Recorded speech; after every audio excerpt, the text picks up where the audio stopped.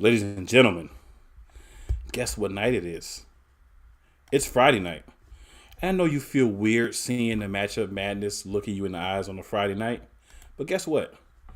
It's what we call a special edition. So what I'm going to be doing is we're going to be going through matchups like we always do. Nothing changes from week to week, just the day this week. But everybody that joins us, everyone that sees the replay, you are very much appreciated. Feel free to leave comments.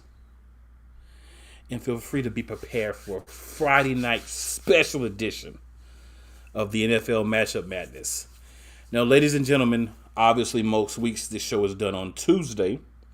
So when we're discussing the Thursday night game, it hasn't happened yet. It has something a little different this week. Thursday night games already happened. So what we're going to be doing is a review of that game based on what happened during that game.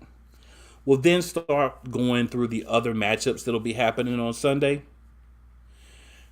Some we won't have reps for because obviously different night, everyone's schedule doesn't necessarily work with this. But that's okay as well. Because you know what we do have? You have your host. And I got you. It's still every matchup, every week. And without further ado, that aforementioned review is on the way. Gentlemen, it's great to see you both here tonight. What's up, man? Appreciate it. No doubt, no doubt. Dylan, how are you doing as well, sir? All right, Dylan's having a little technical difficulties while he's getting that straight. We're going to go ahead and start here with our San Francisco 49ers, as you can plainly see, representative. So, Steven, man, talk to us about what the 49ers were able to do in this game this week and how you feel they were able to do it. Yeah, I mean, so first of all, let's talk about the big thing they were able to do, which was clinch the NFC West.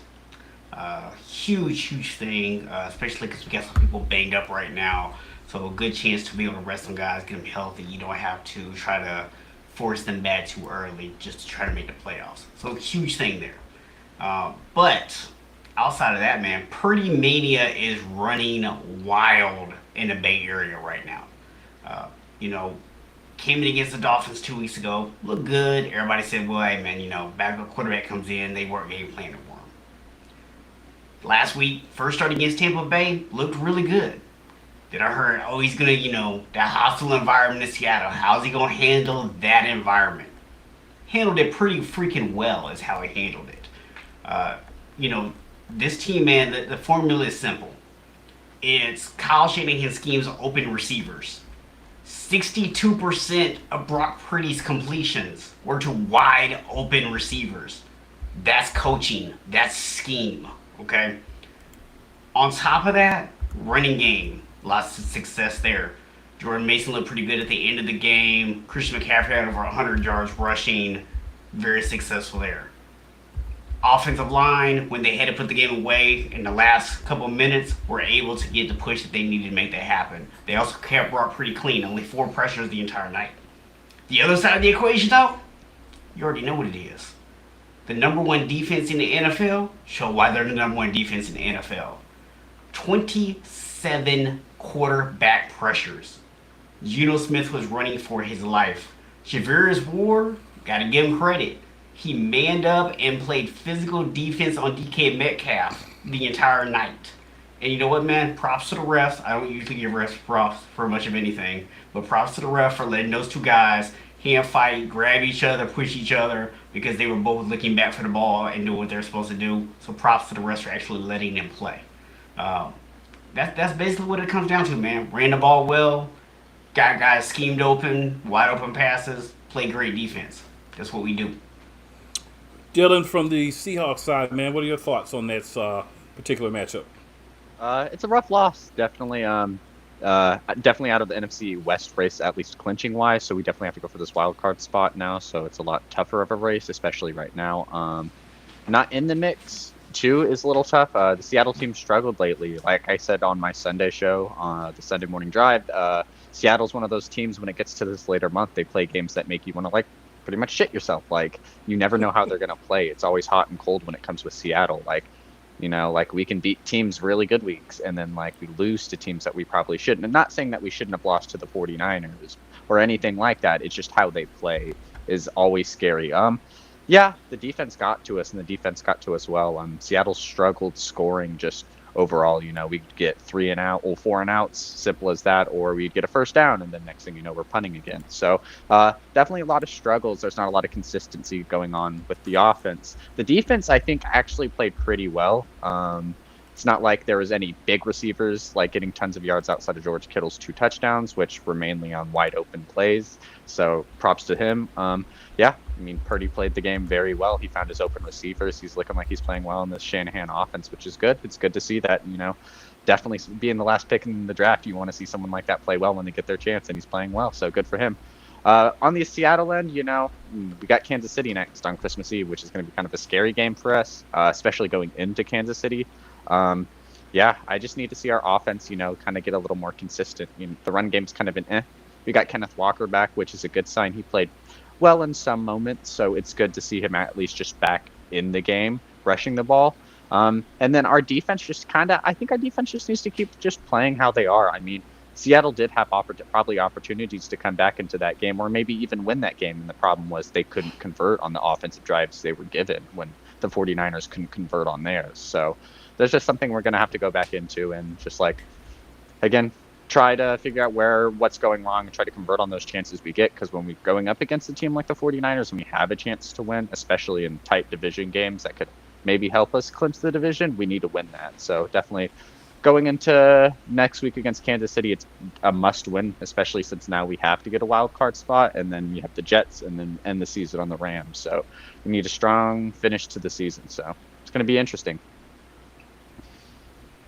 Fair enough. Well, gentlemen, I know your game is over for this week, but good luck next week. Obviously, you'll have an opportunity to hop on and do the preview for your games next week. But good luck to you both for the rest of the season. Hope you both find a way to get into the playoffs. Obviously, the 49ers have hope the Seahawks find them a way as well. Like you said, you have an opportunity. Just go out and handle business. You guys it's nice having tiebreakers well. over the Giants and the Lions. Beating them both this season is definitely very helpful, especially since those are 2 teams roaring in that race. So if we get to a chance where, like, we won't have an even record, I guess, with the Giants since they have that weird tie. I hate ties. They mess everything up. But definitely having that tiebreaker against the Giants not the Giants, the Lions at the Lions' home is definitely helpful. So if we end up the season with the same record as them, at least it's good to know at least we have one spot over someone right now. So I just want to hear you say it. So next week you will be rooting for the 49ers to beat the Commanders then, right? Oh, yeah.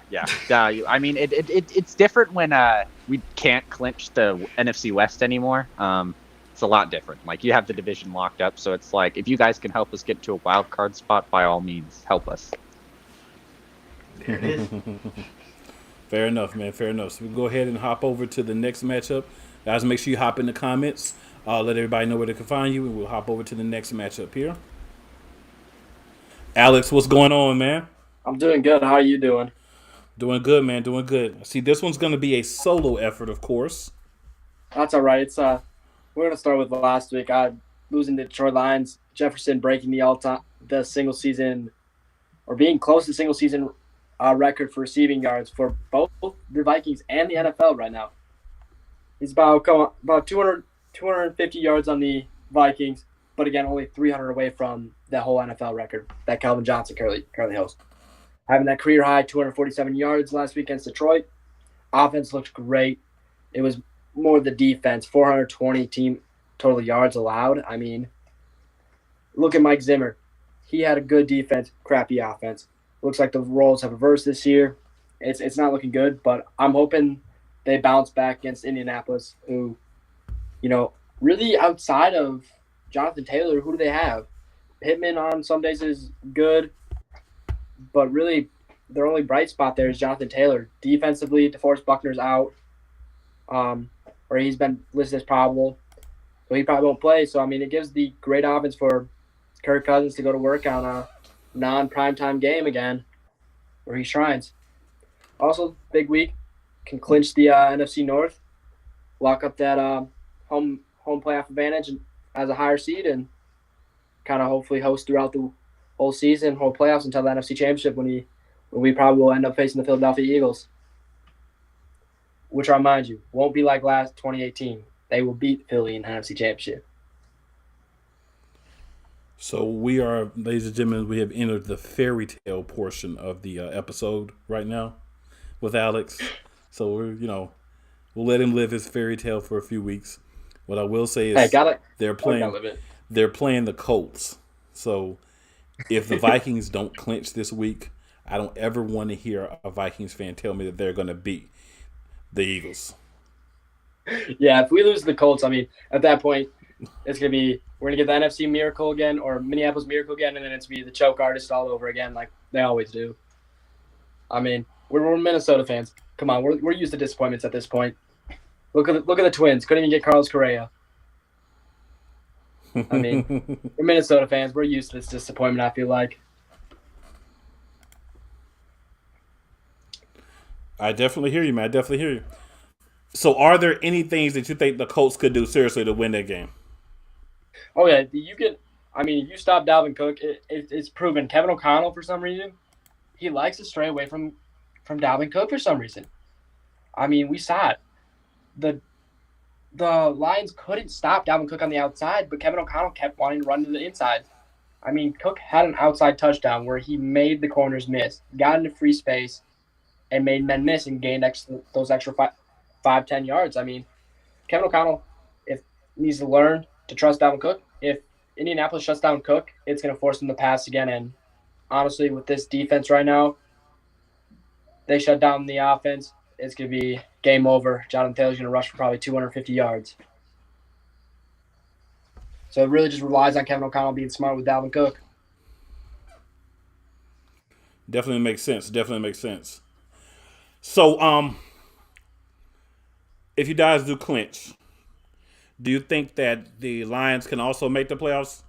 Same division? That's the weird thing is there's three teams in our division that are still in the hunt here. You got the Packers, Lions, of course. I don't know if the Lions really make it because if the Vikings clinch, they play Green Bay next week. So let's say if Vikings clinch, they're going to bench against Green Bay. They know that because they have the Lions beat already. It wouldn't jump them, wouldn't hurt them at all. They already would have playoff home field advantage. So, I mean, if they sit against Green Bay beats the Vikings, and Detroit ends up losing the Vikings, and then the Packers beat Detroit that following week, we could be seeing a whole different matchup. But again, it also ends on if Seattle keeps losing, Washington keeps losing, and the Giants keep losing. That's really what they're banking on. But Lions are a tough team. I mean, if they end up sweeping Green Bay and Minnesota, then, yeah, I see the Lions making playoffs and being a true contender to probably dethrone us in the playoffs, too. Dethrone? As a scary team. Interesting. Dan Campbell, he's a mastermind. I mean, I hate to say it, he's a second year. He was on the hot seat lot at the start of this year, has turned this team around and looks like a winning culture as of right now. Jared Goff's playing out of his mind for the first time since that Super Bowl run. So I'll give the Lions props there. I hear that.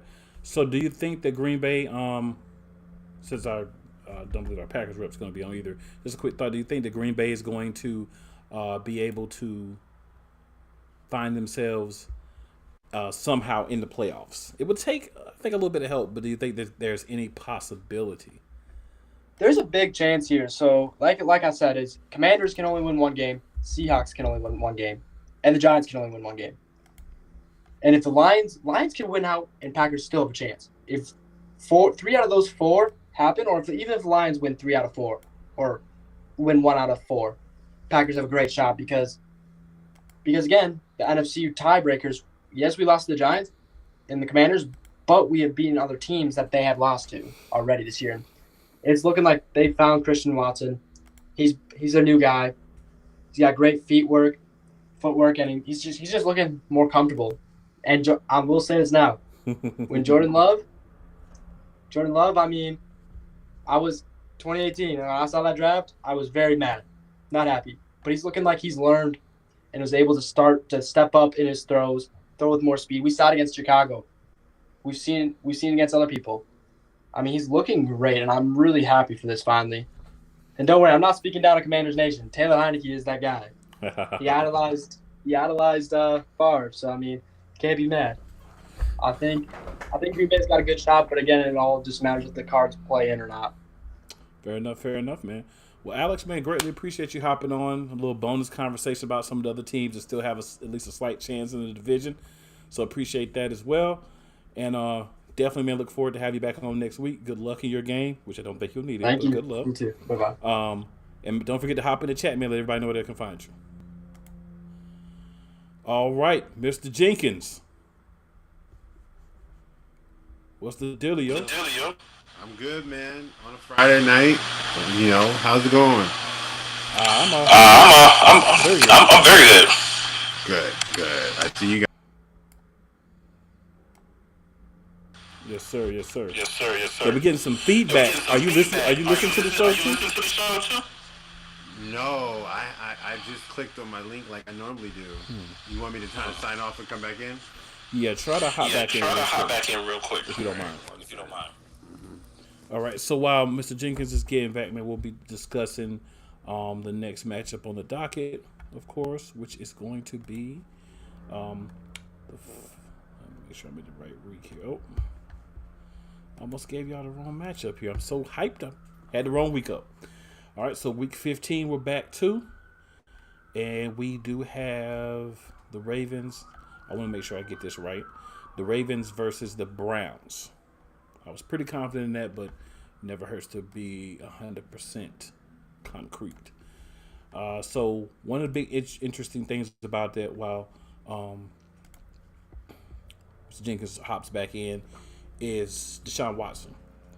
I'm going to be watching him for the remainder of the season. I'm sure I'm not the only person, but I'm going to be watching him for the remainder of the season just because I'm curious about the simple fact of him getting out and playing and seeing what we get from him.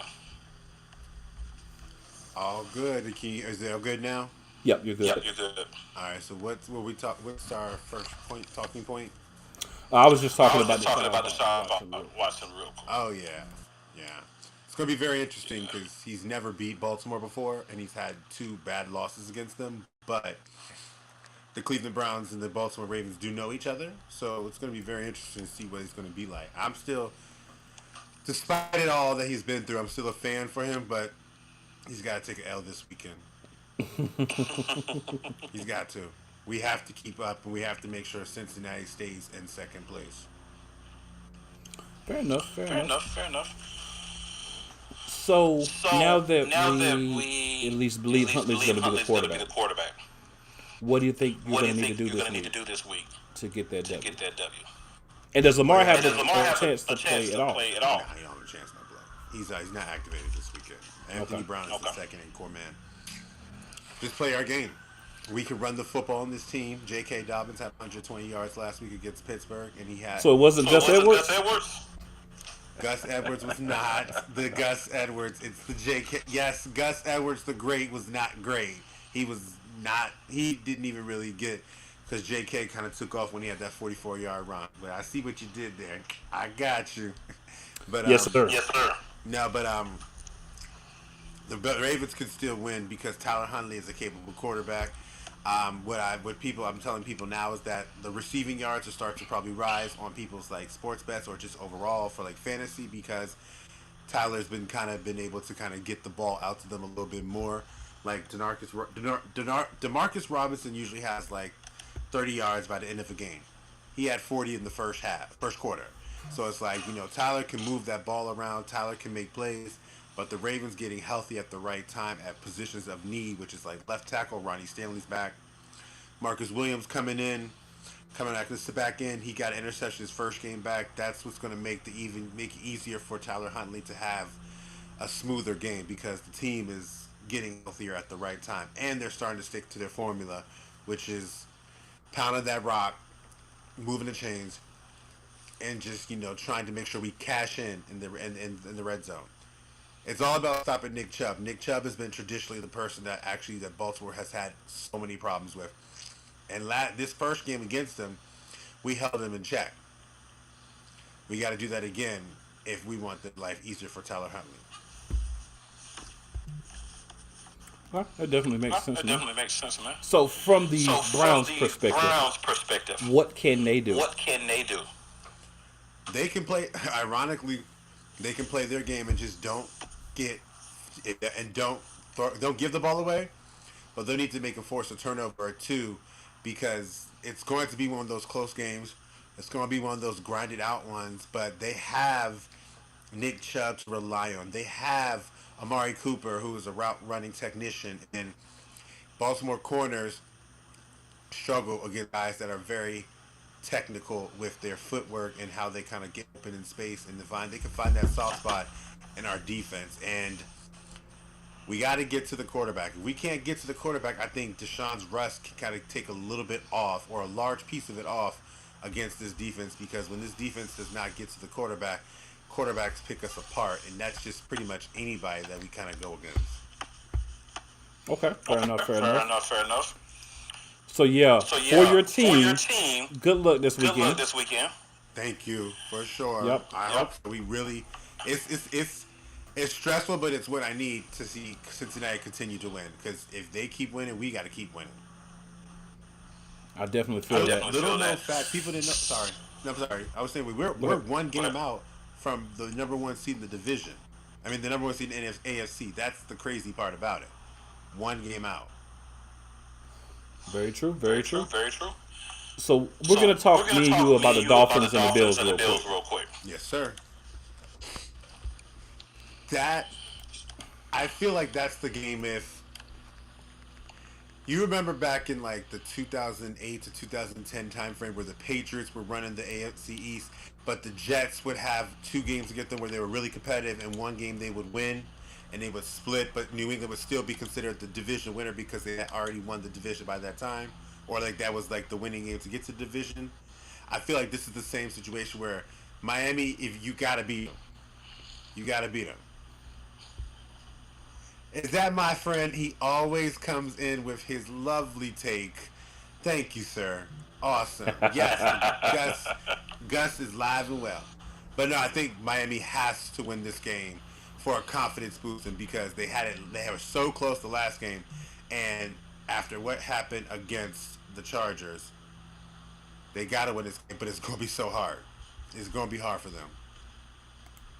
Yeah. I think we look at the Bills. What's important to me is the Bills don't play well in bad weather. Well, specifically Josh Allen. This is a game they should win. They're one of those teams that are trying to be the number one seed overall in the AFC. Get home field throughout. But if you look at history, this could be dangerous for Josh Allen as far as achieving that goal. But the Dolphins are going to have to use their speed. They're going to have to distribute the ball around, run the ball.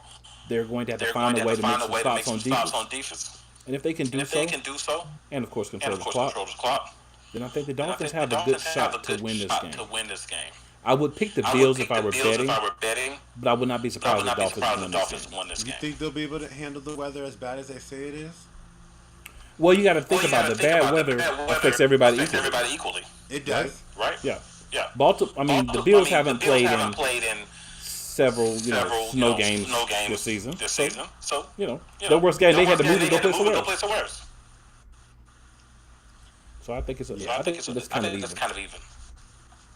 It is. I know one thing. They're gonna be fighting for them heaters, or whatever nutritionist or whatever expert teaches you on how to keep your body warm as possible is going to be a huge deal.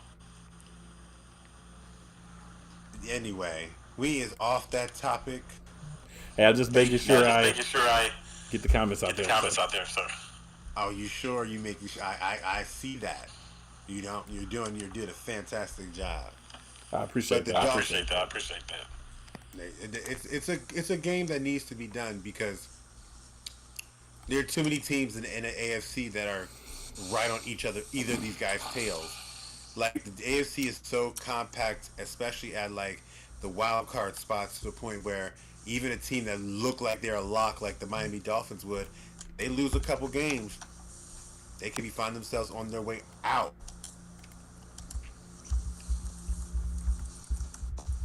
Fair enough. Did you want to hop on and do this last matchup with me? You want to stay on and do that one with me too? All right. So we're going to go ahead and move to the next one. Okay. And that's going to be the Atlanta Falcons and the New Orleans Saints. Yeah, man. This is one of these. You know, may the best man win. But I think Atlanta's going to win because I don't trust New Orleans. I think this is a season where that's just, but they're in. It's hard with this division. Anybody can get there. Anybody can win. And as long as they feel like they have a chance to win the division, teams are going to give it their best. But they're just not that good. Like, they're not that good, in my opinion. And I think, they'll play each other hard and fight, but there's nothing about either of these teams that screams like, wow, that's a definitive edge for me to be like, this is the better team. I agree.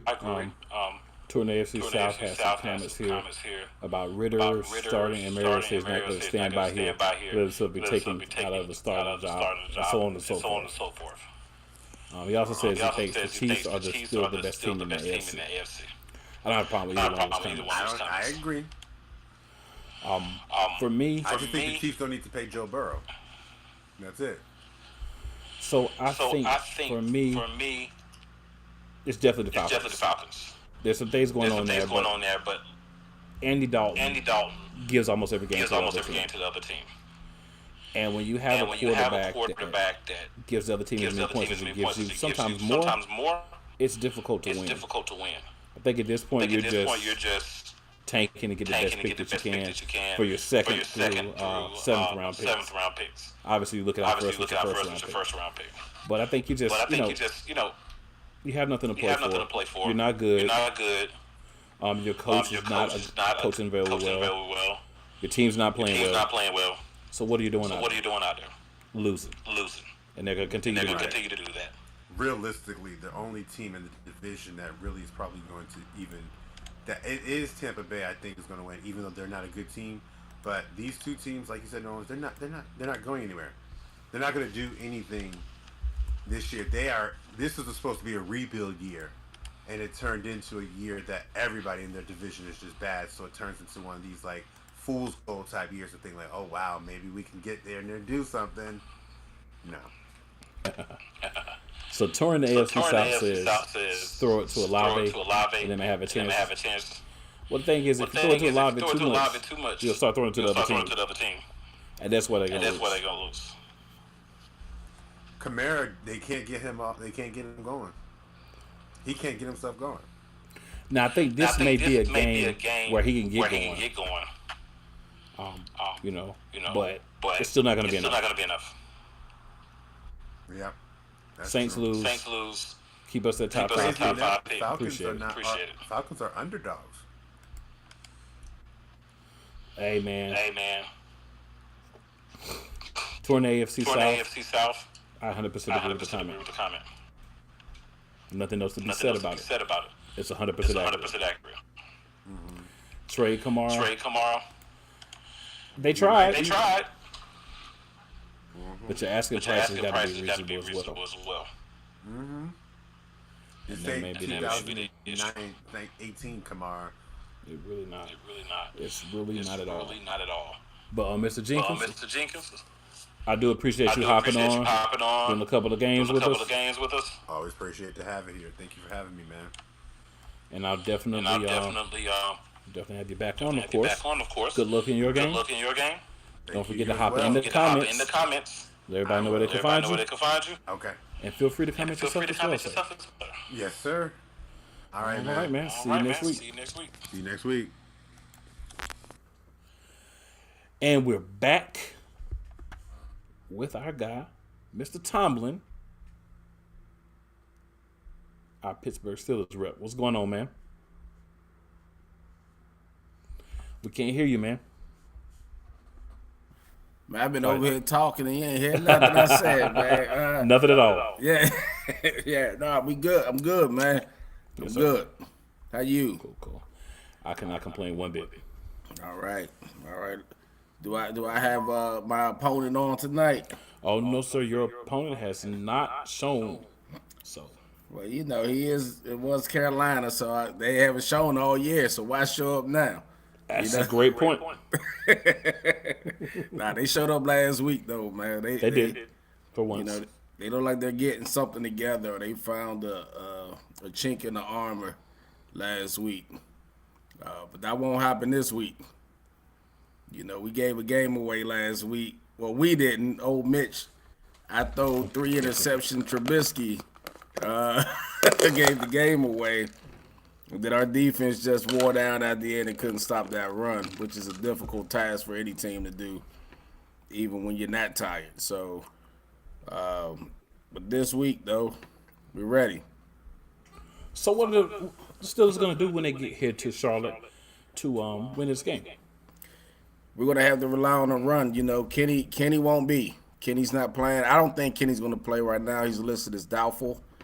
And we've been Mitch and Mason been splitting the first team reps this week. So it looks like Kenny won't be there. Now, who we starting, I don't know. Mike T said he'll announce that tomorrow when he has to. So, you know, a little game that they play, you know, to keep the other team trying to figure out who they got to prepare for. But in order to beat them, we got to run the ball, play action downfield, get our young receivers active in the game like we did against Baltimore until we threw the 3 picks and then the blocked field goal. But, you know, we can move the ball. We don't seem to have a problem moving the ball, but once we get into that red zone, it closes up on us a little bit. You expect that from Kenny, not from Mitch. Fair enough, man. That's some good points that you make. Now, from the perspective of the Panthers, what you've seen them do so far lately, you know, obviously coming off the bye last week, having a real good game, do you feel like they're going to be able to propose a big challenge for you and possibly even win this game this week? Yeah, absolutely, man. If they could run the ball this week like they did last week, if they copy Baltimore's, game plan, then they definitely have a chance to be in this game, right? You keep that offense on that sideline and you run. I forgot how many more plays Baltimore ran than we did, you know. But in our first half, I think we only had 3 or 4 times that we had the ball. Baltimore killed us in time of possession. So if they could do the same, then that makes it difficult. Run our defense down, because right now the defense is our golden ticket. Mm-hmm. So when they get tired, the game is on, right? It's tough for us to win right now this year like that. Okay. Fair enough, man. That makes a lot of sense to me. We got a couple of comments over here. So we'll go back and drop those real quick. So right. First, we've got touring the AFC South. Mm-hmm. I do agree with this comment. He says that the Niners didn't get McCaffrey, that they would have went after Kamara. That makes sense. Yeah, based on what they wanted to do. Absolutely. I mean, I hate to say it, but they're similar players, right? They could both catch the ball. They could both run hard. And under that 49ers offensive line, man, you could put me back there, you know, that could get some yardage. I hear you. And then he says we can find Mr. Jenkins at Gus Edwards' house pumping him up for the game this week. Hey, Gus Edwards might need that, brother. They might need that. And they have the stadium bring Wiz Khalifa back and have him perform in the locker room during the game, and then the energy can carry them. Yeah, we need something. That Renegade's not working, man. We might need to get back to the black and yellow. And he does make a good point here. Don't sleep on Carolina. They've been better under Wilkes. They definitely have. Yeah, I mean, better. I mean, I can't say we're a good team, so I think it'll be a close game anyways. We can't seem to get over 21 points consistently. So I see a close game, absolutely. But hopefully we can pull it out at the end, and hopefully we don't make the turnovers. The turnover battle will be a huge factor if it happens. I completely agree with that comment as well, man. So, Peyton, if you got a few minutes, I got a couple of games I don't have reps for. Yeah, let's rock. So, if you want Let's to go. hang on with me, me and you'll bang them out, and then we'll get to that Cowboys-Jags matchup in a few minutes. All right, so first we have the Philadelphia Eagles, 12-1, best team in the NFL, versus the Bears at 3-10, one of the not-so-good teams in the NFL. Yeah, the Bears are already. I think they already shipped their vehicles down to Florida, man. I think the Bears already cashed it in for the season, man. So this should be an easy win. But I would definitely say this is one of those. Where they playing at? Is it in Chicago? Let me check that for you real quick. Yep, it's in Chicago. So we do have to play on Soldier Field. That's an ugly field to play on. Yeah, ugly field. This should be a game where they should, because we just had that big winter storm come through the middle of the country. So hopefully Soldier Field isn't terrible, because with a game like this, it's an easy win for you all. It should be. You just want to make sure y'all get out whole. Agreed. Yeah, you don't Definitely want agree. Hurts doing all that running around and silliness and go out like Murray did off of a no contact injury, because Soldier Field is ice. You know. You definitely make valid points. I think Chicago's just, it's tough being a Bears fan. I'll just say it like that. It's just tough being a Bears fan. Yeah, I mean, I was a Bears fan in '85, you know, because Walter Payton was there and we shared the name. So, but I'm not sure what they have done since, besides give my team their terrible quarterback.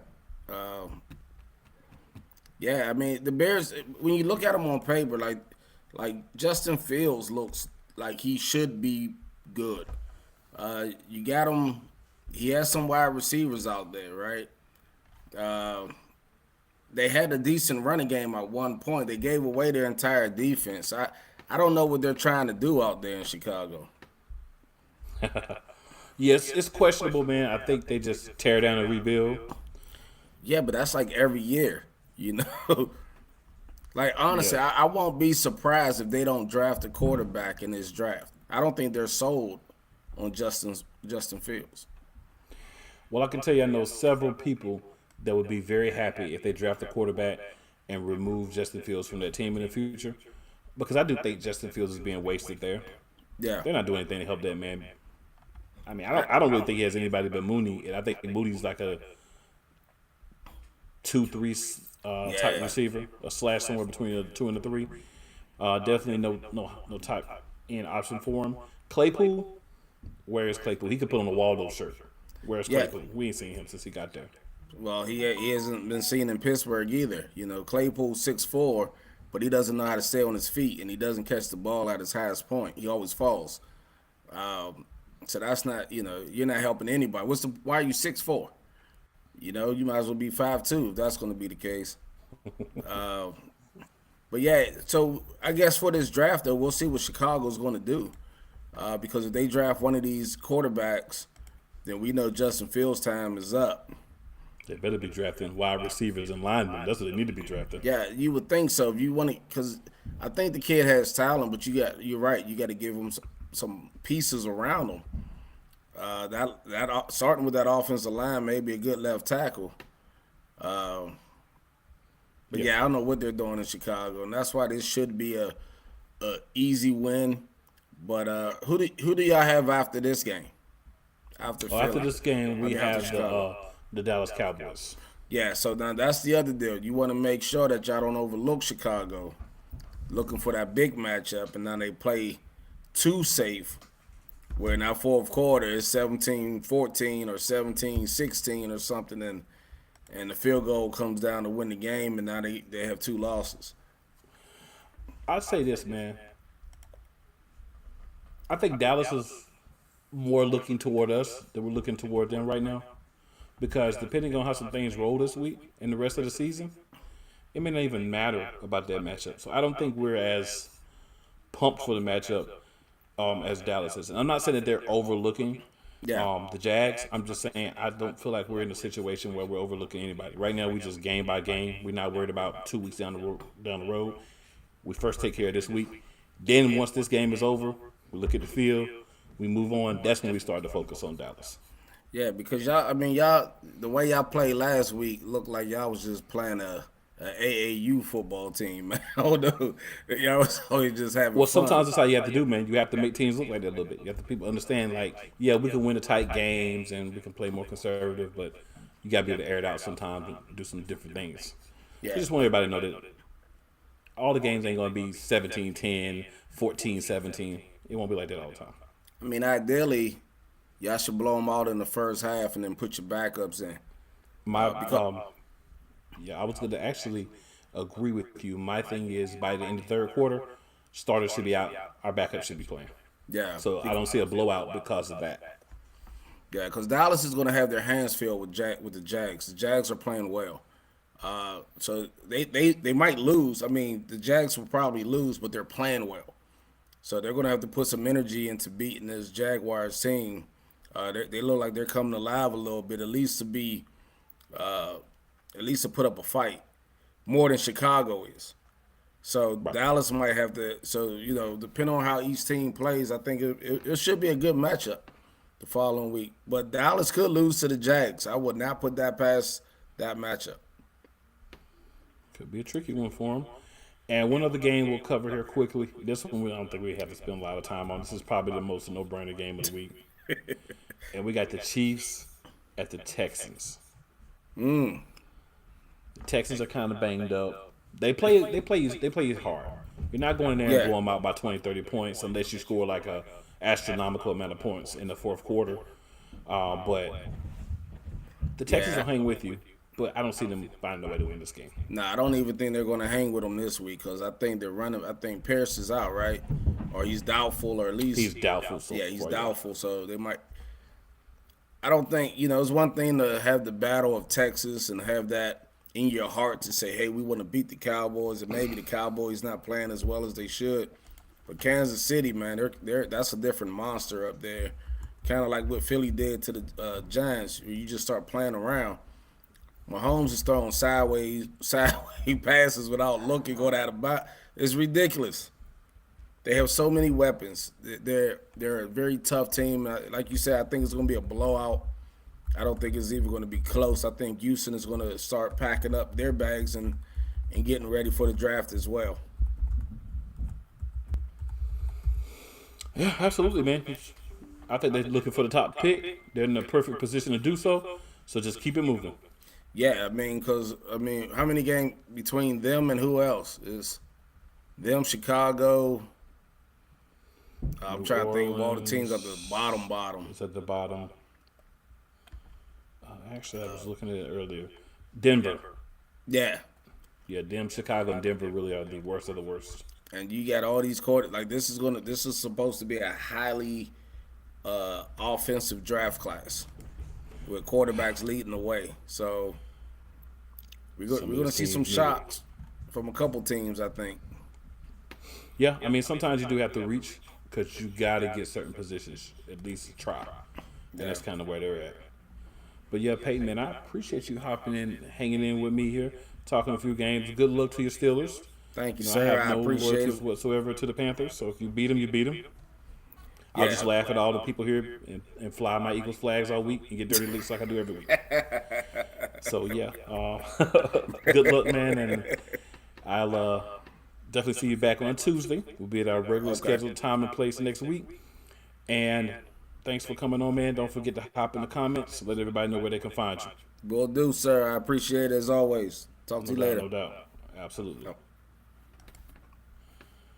All right, and ladies and gentlemen, I know these have been rare lately, but we actually have what you would call a matchup. What that means is we have two people on the same time with me. I know that's rare, but we got it. I think this is actually a really good matchup.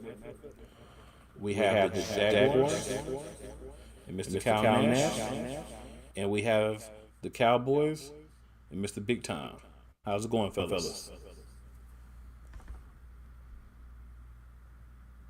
Joyous evening to you both, gentlemen. An honor, joy, and privilege to make it in here. I barely snuck in after covering the Cure Bowl here in Orlando, but I'm here to talk some ball. I'll be in Jacksonville on Sunday watching this matchup happen. And Mr. Brooks, honor, joy, and privilege to perform here on the Play Callers with you tonight, sir.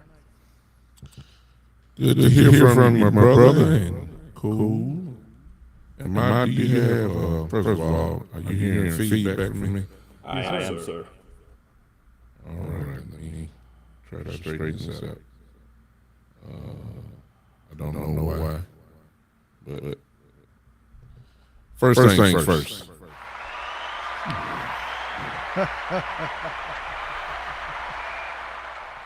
Let's get that out of the way. I don't know why you're hearing feedback from me. Let me just take this off again. How about that? All right, so gentlemen, talk to me. I know it might take time a minute to hop back in and get everything straightened out. But we're waiting on that. Kyle, talk to me, man. What are the Jags going to be doing this week? What are their hope to get an upset? You know, in this situation, it's just a matter of Trevor Lawrence playing well. And I'm not looking for another 44-point outing like last time. Listen, it was very interesting if you're a Jags fan, seeing that group put up the points they did against a linebacker core that's bad while their head coach is a former Super Bowl caliber linebacker. Whatever. The irony of all that, as funny as it is, all Trevor needs to do is concentrate on not making mistakes to do his part of pulling off the miracle, in my mind. If the receivers can catch the ball, Evan Ingram showed that he can do his thing. Them holding onto the ball and actually turning things in. Listen, Ingram and Zay Jones have had their issues with the dropsies. There's no question about that at all. A little bit of Trevor Etienne mixed in on the ground to keep a balanced offense, a nice nutritious breakfast. And listen, when Peterson has come aboard coaching, the games where he's pencil whipped the other side, Trevor has also played well in accommodation. And say what you will, I know the Cowboys fans have had plenty to say about it. Mike McCarthy, at times, has been pencil whipped coaching the football. Suddenly he remembers he has Tony Pollard and they win games convincingly. It's funny how that works. But here's the reason why I'm less worried about that. The Jags secondary is that bad. And listen, but Cal, you said the bad Titans. Yeah, that was before I knew everybody and their brother was going to be on IR and, a whole mess. I mean, even Burke was out, and he was about the only guy you have left. And I'm not even commenting about A.J. Brown leaving. It's not like that. It's just a matter they had that few obstacles in play when it comes to the receiver on that. There's a lot of applause here. I know I'm making good points, but no, listen, I say all that to say this, man. There's a lot that has to happen. In my mind, really, it's more about the offense trying to keep control and the defense doing something to neutralize what's going on. I think Dakota Prescott has a big day simply because of the fact the receivers are going to have a good day against the DBs in Jacksonville. Wow. I got a lot of stuff going on. I don't know what's going on. I apologize.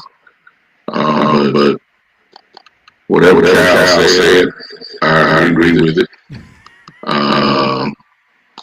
Ladies and gentlemen, here's really what is going on. This is Jacksonville Jaguars Super Bowl. They haven't seen this type of coverage that they're going to see Sunday. They haven't been on this big stage. They are going to be hyped. They're going to be ready to play. They got a great quarterback, pretty good wide back, pretty good young wide receiver. The only question is, will the Cowboys match the intensity? If we do, we'll beat them. If we play lackluster, like we did against Houston, we will get beat this week. It's really just simple. I don't think that Jacksonville can beat us. I think we'll focus.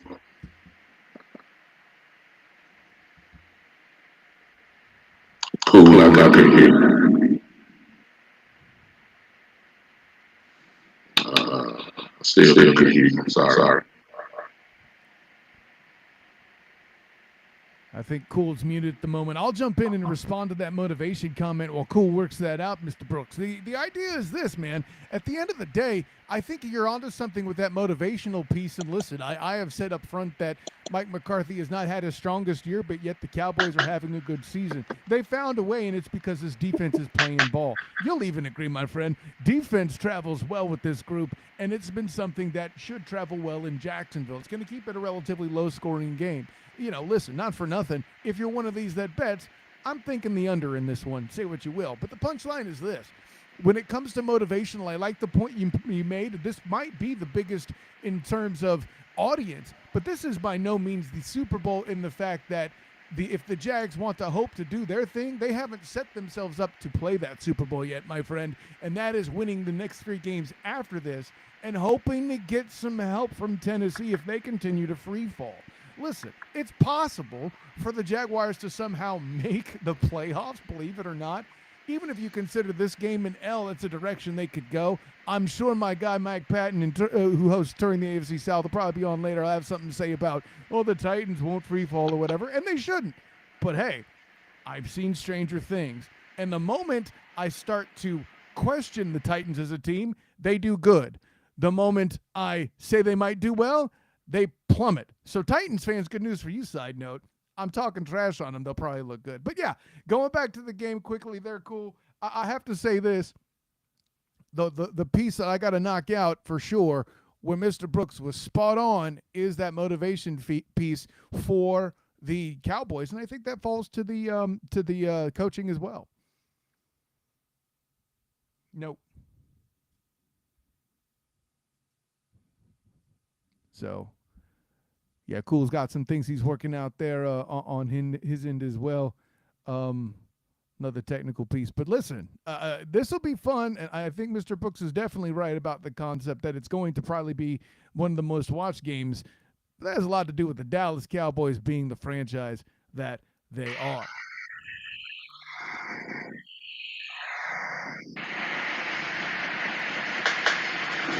I think that's not no good. Just take away from all this talking. Kyle, you guys should be ready to play. They're gonna be ready to play. We just got to match it. If we match it, I don't think. I think it's just too good. Can you hear me now? I can't hear you. And I don't know if it's you. I don't know, but and I apologize for the raggedness. I don't know what's going on. But let me say this real quick, Kyle. They're going to be locked in. They learned from last week with Houston. Plus, we know that we have to win because we got our goals set still. Possibly on the division championship. Philadelphia Eagles not lose, and they're not giving us a chance. So we have to stay 2 games behind. We have to stay close to them. We lose the game, it's over. So next week's game won't mean nothing. If we lose this game. So I expect them to lock in Cowboy team, and if they're locked in, Jacksonville is in trouble. I mean, if that happens, I think you're on to something. I'd like to see it first. And, this isn't me questioning it. Hey, listen, I picked the Cowboys on my show on Wednesday. I'm with you. But at day's end, it's going to come down to it. How these humans will perform on Sunday. Yeah. Yeah, definitely. I think one of the better matchups of the week. I think everybody would agree with that. You guys are going to put on, I think, a great game for everybody. A lot of these games are going to be painful unless you're a fan of the team. But I think you guys will give us something to really look at. Yeah.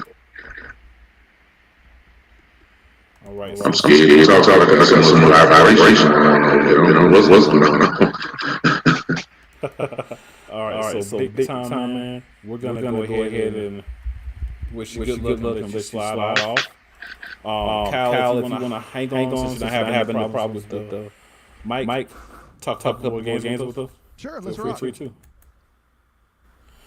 All right, man. So our next matchup is going to be the Lions and the Jets. Who do you got and why? Listen, this is the toughest one to actually pick at the moment. From what I'm hearing, Mike White isn't starting, and if He is not. Yeah, that is. And listen, for all the stuff I've said about Robert Saleh, he's even the midseason student of the game coach of the year here on my show. Cool. So for him to decide to go with Zach Wilson, who I've hated since they drafted him as an NFL prospect, yeah, I suddenly got this one going to Man Campbell in Detroit real quick. At the end of the day, with that in mind, I respect the Jets' defense, but if you can't put points on the board, well, then you don't win the football game. Brr, duh. So, with all that being said, I got the Lions in this one. I expect an explosive game from the Lions, perhaps in the second quarter, once a lot of the, let's say, rust or minutia is worked out. They kind of get a chance to feel what the Jets are going to bring them on defense. And I think the Jets keep them in the game since they have Wilson at quarterback. Yeah. If they were playing with Mike White, I would definitely pick the Jets. Without him, I'm going to have to go with the Lions. Wow, you said what I said, except you were much more efficient. I'm kind of jealous now. It's this, Cal. Yeah, you're right. You're right, cool. It's just a matter of me. It's real simple. The Lions have a lot of offense. They play well. They lose a lot of games earlier in the season. They still play well offense. Defense is starting to catch up a little bit. They're starting to get some stops. That's why they're winning games, because they've always had the offense. So you put those two together. The Jets without their guy quarterback, they got to blend everything and threw the whole team under the bus. It's now starting again. Yeah, they're not going to play hard for that guy. Yeah, no, that's a great point, and I want to kind of piggyback, the point that Mr. Brooks made in the previous segment about motivation. I know Man Campbell and his guys are going to be ready to go. They're still fighting for a playoff spot. Cool. Yeah. They're thickly in the mix too. So yeah. Thickly in the mix. You made it sound like cake batter. I like that. Yeah, man. Gotta keep it yummy sometime. All right. We'll talk about one quick one here. It's a tough matchup to even discuss. Oh boy. It's a loss for everybody. And that's the Cardinals at the Broncos. I like how you're billing this cool. Who wins this game? Nobody. Who loses? America. That's right. Listen, at the end of the day, for me, it's obvious going to be which defense steps up better, right? You have Colt McCoy facing off against checks notes. Yeah. At the end of the day, either team with a backup quarterback behind a starter who's maligned in their own right, whatever. At the end of the day, you're picking which defense shows up. And listen, the guy on my wall behind me may be a fraction of himself, but he gets the group behind him to show up. Yes, I'm talking about J.J. Watt. If you haven't had a man crush on him at some point in your life as a football fan, that's a you problem. But where I come at with this cool at the end of the day, that defense as a front, I mean, granted, it was just the Patriots. I understand. But they have the kind of thing where they're playing just the Broncos this week. It's going to make a difference. I'll throw that all out there. At the end of the day, after America loses, I think the Cardinals could win. I think the Broncos could win. I think I picked the Broncos earlier in the week, but then I figured out more about the quarterbacks that were starting, so that could change my mind in itself. And that's the problem with picking games on Wednesday night, cool. I'm just saying. Hey, I'm gonna go with Touring the NFC South comment. Oh, the blind game. Yeah, he's not wrong. Find the dartboard, cover your eyes, fling it. There you go. But no, I'm actually going to go with the Cardinals. Because I think the Broncos have a worse coach. Fair. Neither one has a starting quarterback. Which may be better for Denver. I don't know. But I think seriously, the Cardinals will win this game. And that's crazy. I don't say that much. It's funny. Said would be on here saying, "No, man, come on, the Broncos could win this." He hasn't grasped yet that tanking's the thing that might be a good idea for them. And God bless him, it makes him a great fan. But I'm with you on this 100% cool. Hey, look, the thing is, whether he wants to acknowledge it or not, whether it's tanking or not, they're terrible. The Cardinals are really bad. The Broncos are terrible. So I'm going really bad. Charles Barkley on over me? terrible fall. But yeah, man, it's a tough game to have to watch. My condolences to Cardinals and Broncos fans for the time that you lost that you'll never get back. Because you'll watch your friends of the team. Very sorry. And turn the AFC South says Cliff Kingsbury. It's not much better. You know, That's true, but he is some better. The general does make this point. I've gone on record saying I'm pretty sure both of them get fired at the end of the year. So I mean that's worth being said. Yeah, I see where he's going. Absolutely, man. Absolutely. I'm working on getting our next rep. Some of our guys don't keep their links. So it's kind of complicates things. Listen, keep it in your favorites, guys. Come on. This is 101. Here we go. What the thing is too, you got to show up on a consistent basis to have it and where to get it. And that's where guys got to put a little work in there. Let's see. Gonna send out a little special thing for him. But Kyle got a little bit of time. What we're gonna do, I know we have more games that need to be covered. Yeah. We have the Rams and Packers Monday night game. Those guys are gonna be here. I know for sure. So let's talk about that one. Who you got in that game? The battle of the disappointments, right, buddy? Oh, my goodness. You know, at the end of the day, this is another one where it's a matter of which of the defenses does their proverbial jobs, right? Baker Mayfield, listen, I understand he did well on his initial outing with the Rams, and he should get credit for that. I think a lot of that has to do with the fact that he's only been there but a short time and hasn't had time yet to tick anybody off. So there's that. But speaking of people getting ticked off, overall, I feel like the Packers are kind of over Aaron Rodgers. But at the end of the day, Aaron Rodgers is also still a good quarterback. I don't believe in Baker Mayfield like that. And also, somehow or another, Baker has the better protection of the pairings, too. Yes, even despite Aaron Donald being on the other side, I find myself in the odd position to still pick Aaron Rodgers and company just on the fact he might accidentally find Watson in the end zone. I think like you said earlier, you're right, Kyle.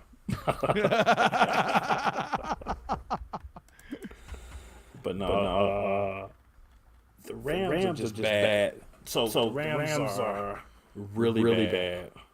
The Packers are putrid to begin the season. Got a little bit better. As the season went on, they've got maybe just bad. So bad versus really bad. Gotta go bad. So I'm going Packers. Oof.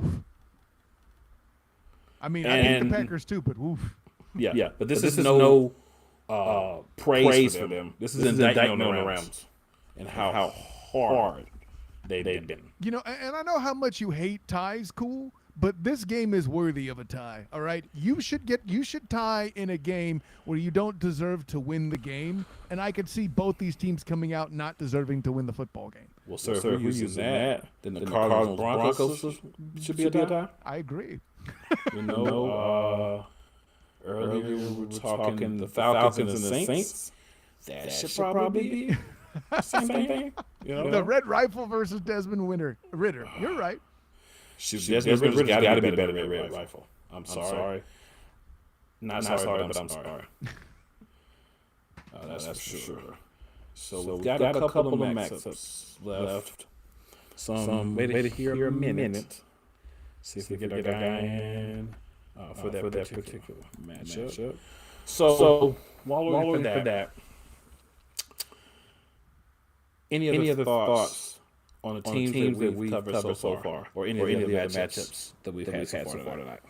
You know, in general, I did want to touch on the Bears situation briefly there, too. For my money, there's been a lot of comments I've heard about, what are they doing, getting rid of all their defense? They're rebuilding. And I know the comment was made, well, they do that all the time. Yeah, but really, name the last time they've had a quarterback as good as Justin Fields to rebuild with. You won't think of anybody. Don't say Jay Cutler. Nobody really thinks that's true either, okay?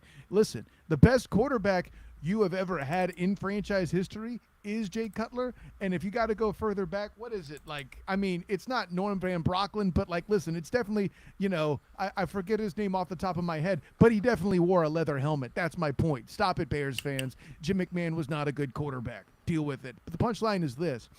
You're gonna try to tell me the franchise is going to bail on Justin Fields just when they're getting things situated in such a way they can get him an asset or two. I get it. Not everybody seemed to have loved the performance by Claypool at this point at the receiver spot, but at the very least, they need to do something to take care of him. I know somebody made a comment about offensive linemen coming in. I think that was you. Cool. Well yes, done. Yes, sir. That warms my heart. Let me show you my credentials. Why? There you go. So at the end of the day, man, I'm with.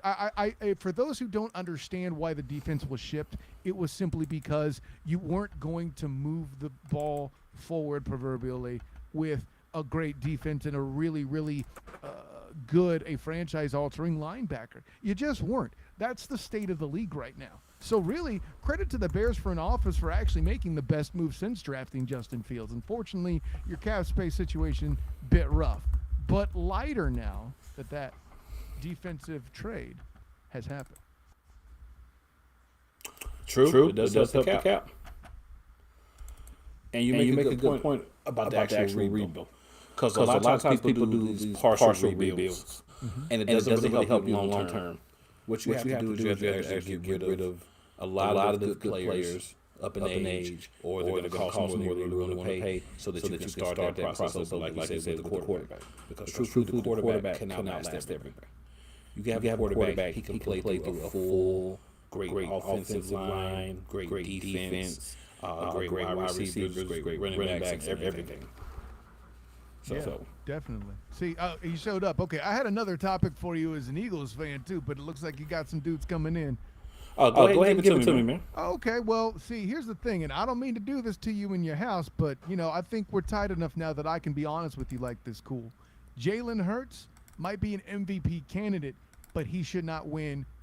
Not yet. He is not a head and shoulders candidate ahead of the others. Matter of fact, I would make the argument, though it'll never happen because the lamestream media is who they are and they will only pick quarterbacks for the MVP. This year, it should not be a quarterback if we were to award it today. In my mind, you got three better candidates than anybody playing quarterback right now. Tyreek Hill, Justin Jefferson, Derrick Henry. And Henry is probably going to get some detractors because of the way the Titans are playing down now. But if they win out and get 10 wins, there's a whole lot of other conversations to be happening there. But for my money, I don't think the quarterback leader in my mind is the MVP leader is a quarterback in my mind. Okay. Fair enough. So I'll say this, man. I don't care if Jalen Hurts wins the MVP. Now that's the right answer. I don't care about that at all. We have another focus. There's another award that Jalen Hurts wants. It's a ring. He wants to put a ring on. So that's what we're focused on. Listen, if that's where you're sailing, I'm glad you're riding that ship. Hey man, Kyle, thanks for hanging out with me. Appreciate that. And we'll see you back next week. And good luck. Honor, joy, and privilege, my friend. Until next time, class dismissed. All right, now we're moving over to Mr. Barry Bua. Barry, how's it going today, man?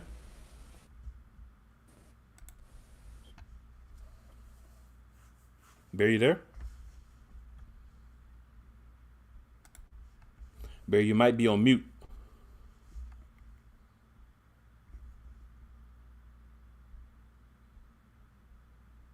Can't hear you.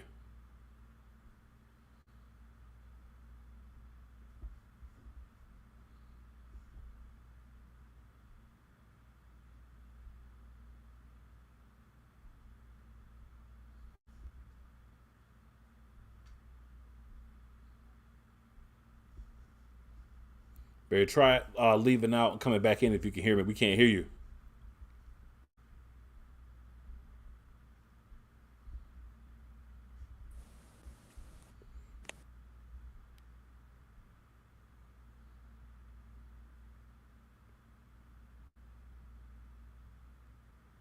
You there, Barry?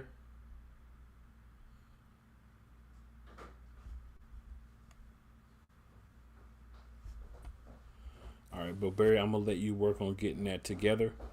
I'm gonna go ahead and hop on this matchup with Mike, our Titans rep, and then we'll just swing back around. You might want to try leaving and coming back in. It might help fix whatever the problem is. All right, let's do this here. When we live, people, things happen, but it's all good. We keep on moving. All right, Mike, what's going on, man? Oh, nothing much, man. Nothing much. So how's things been going for you, man? Definitely not good for Titans fans right now. 3 in a row. They've lost. Hey, man, it happens, man. We all have those tough games. That's true. That's true. Life happens and things happen, so that's how it goes. Absolutely. At least we're still here to enjoy the wins and the losses. Yeah, that's it, man. All right, so what we got going on with this Titans-Chargers matchup? Who do you see winning and why? Let's see. As far as the Titans, they'd have to play a very solid game to win this game, to be honest. They'd have to run the football well.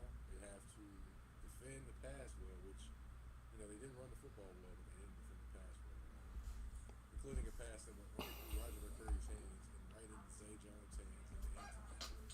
So, to me, I think that they could lose 4 in a row going into this game because the Chargers, they are better offensively, and of course, the Titans are going to be without Treylon Burks more than likely, and also without.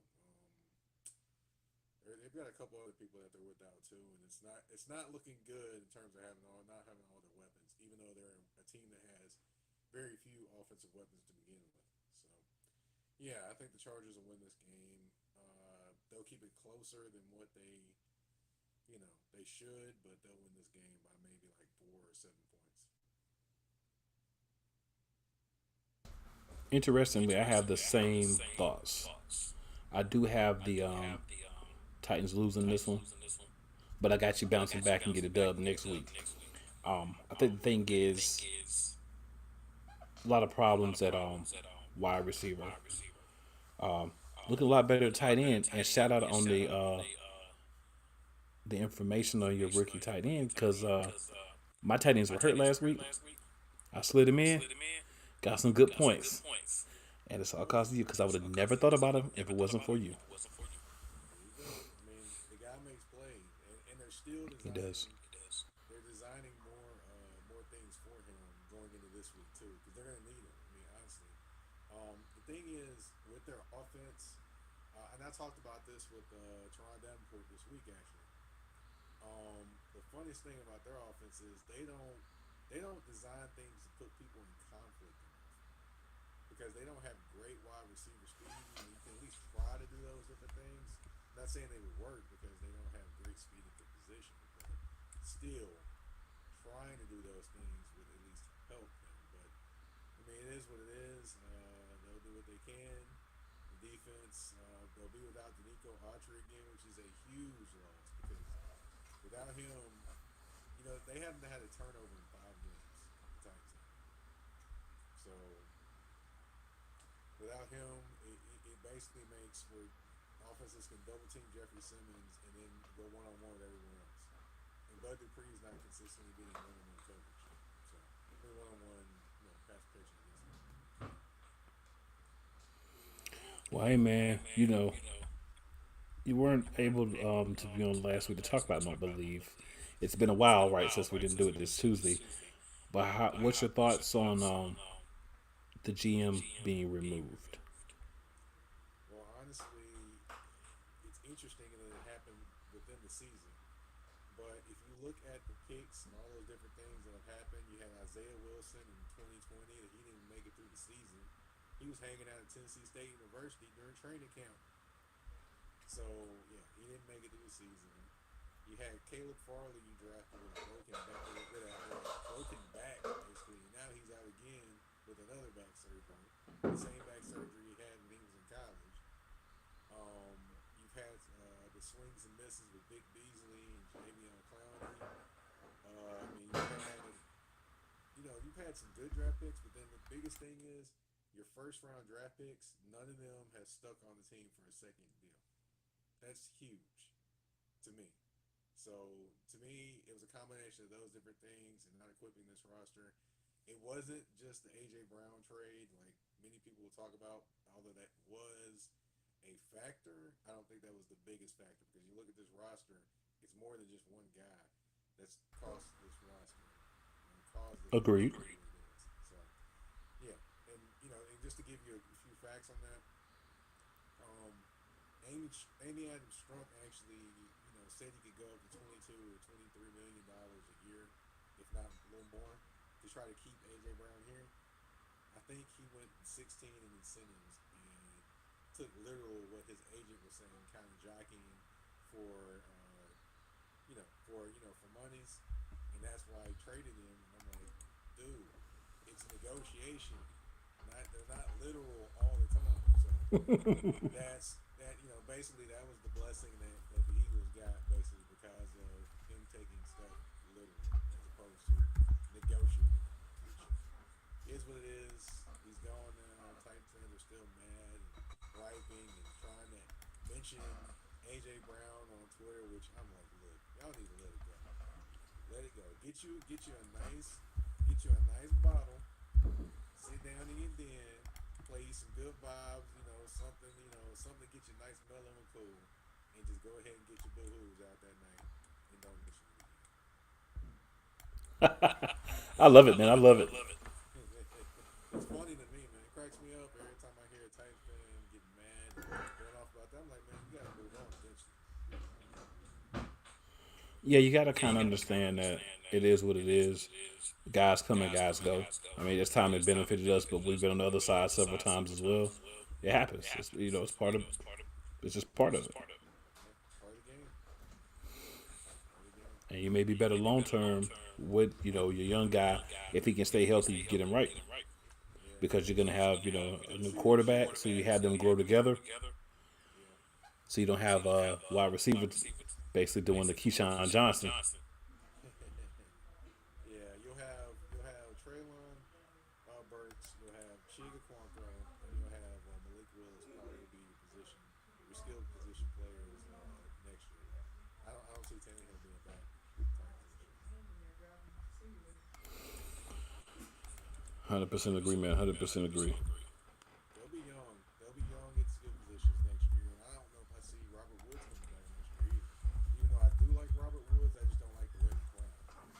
They use him Yeah. as a wide out in terms of out wide as opposed to being a slot guy, which is what he technically does the best and had his best years in Los Angeles as a slot guy, not as a outside guy, which it kind of boggles my mind they haven't figured that out yet. Well, you know how that goes, man. These guys have a hard time figuring out what's right in front of them. Yeah, well, That's kind of obviously part they'll of it. probably draft the pink slip before then if this offense continues to behave like this. It just what is what it is. That's literally what every Titans fan is mad. They're like, but they're mad, but they also gotta understand that they don't have necessarily the weapons there either. Yeah, completely agree, man. Well, Mike, man, I definitely appreciate you hopping on. Always great to talk with you every week, man. We're gonna be doing some different things coming up for the off season, so I'll make sure and keep you guys apprised of those developments. But I've enjoyed everybody that's been able to be on this season, man, including yourself, man. You definitely supporting the comments as well, so appreciate that. Make sure that everybody know where to find you there. But there'll be some things coming down the pipeline. And again, appreciate you and everyone else that's been on so far, helping things go the way they've been going. Yes, sir. And good luck this week, man. Even though you don't think you win, you never know. It always ends up it always ends up the games that some some games that they are not supposed to win, they end up winning. So Yeah. they haven't done that this year. In one game that they're supposed to lose, or people hasn't been losing, they win. So I'm wondering when that game is going to actually happen. Is it going to be this game, or is it going to be the Cowboys game? That's what I'm wondering. Well, you know which one I would prefer it Yeah, to I be. already know. Well, hey, man, appreciate you hopping on this week. And if you'd like, man, right now we don't have a rep. For the next matchup we're going to be going to, which is the Bengals and the Bucks. If you want to hang around and talk with me, man, we can do that. I can definitely talk Bengals and Bucks for sure. All right, man, let's make that move then. Cincinnati Bengals, Tampa Bay Bucks. I'll give you my thoughts, and then you can have the floor. The Bucks are atrocious. They're only ahead because they're in the worst division by far in the NFL. Tom Brady has been gifted 2 games with bogus pass interference calls. I mean, not pass interference, but roughing the passer calls on drives that would have been over. So they really should have 4 wins. And I hope the Panthers catch them and make the playoffs. I hope beyond hope. You know why? Because that's what the Buccaneers deserve. And Cincinnati is going to whoop them this week. And I'm going to enjoy seeing them get a whooping. I would say it might be a whooping. I would like to see it be a whooping, but we're still talking about the Cincinnati Bengals here. And, they do have their moments in time. Trey That's fair. Hendrickson broke his wrist last week playing against the Browns, so that's a huge thing. I don't know if he's playing with it or what's going on, but yeah, that's their best pass rusher. You've got a few bodies back there in the secondary that can do some things. You still have Eli Apple out there, so that's a wild card. Now, if Burnt Toast shows up, then the Bengals might be in a little trouble because Mike Evans is out there. Now, if Eli Apple shows up, then they might be okay. So it's just a matter if you get Burnt Toast or Eli Apple. Which one you gonna get from them?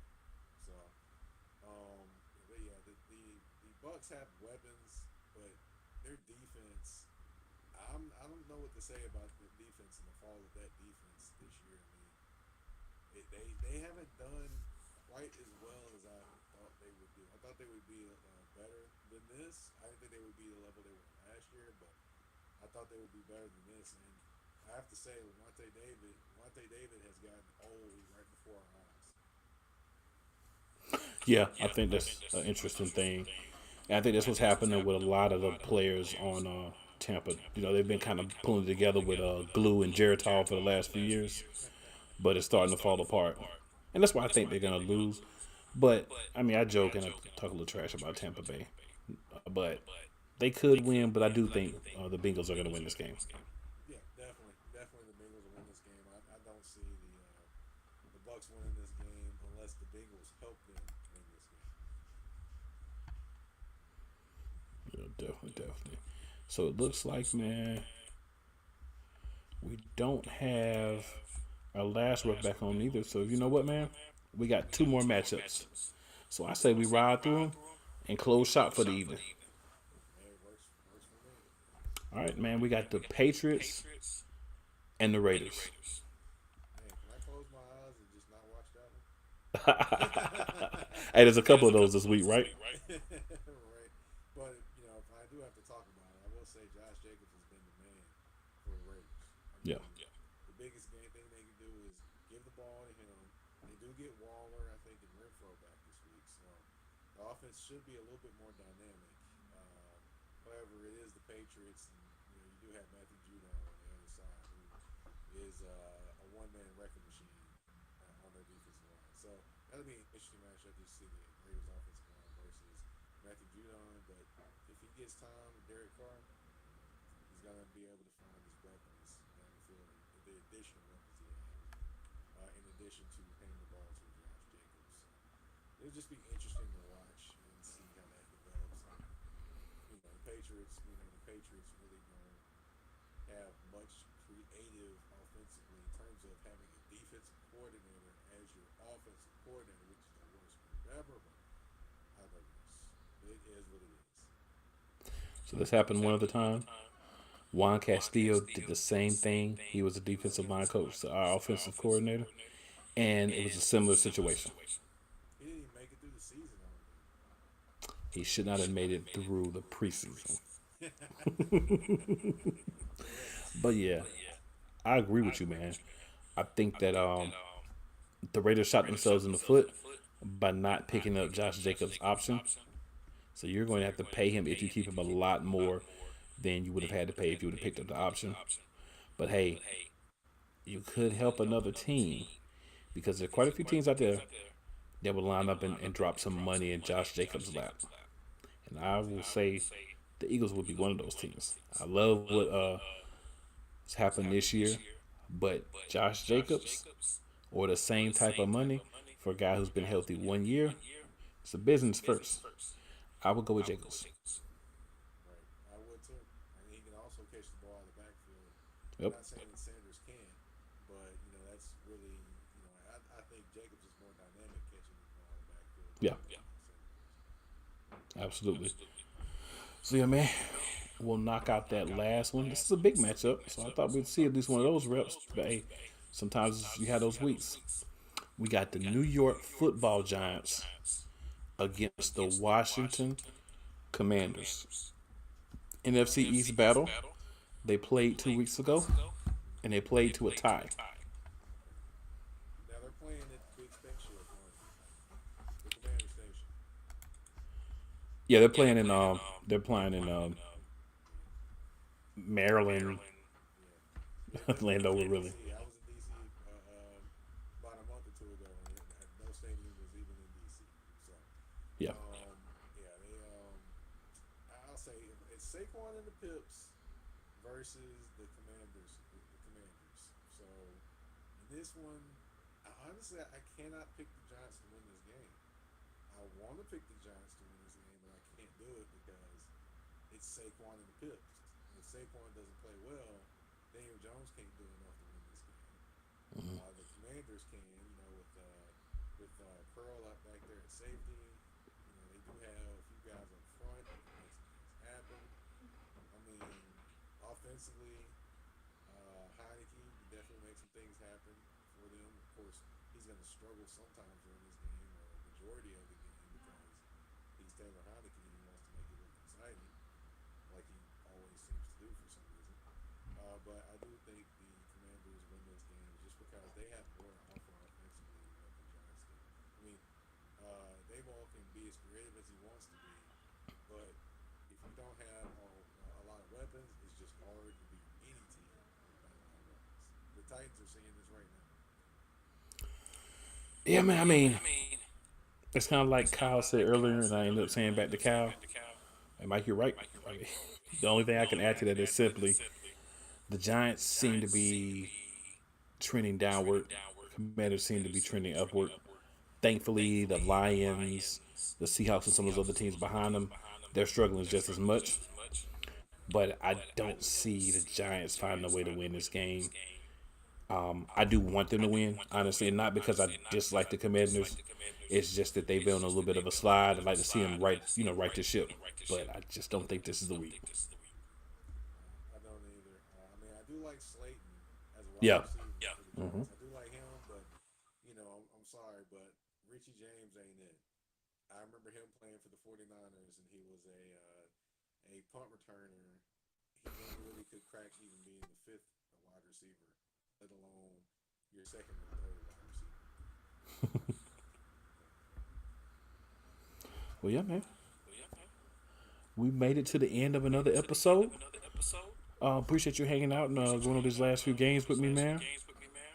Like I said, good luck to your team this week, and we're going to be out.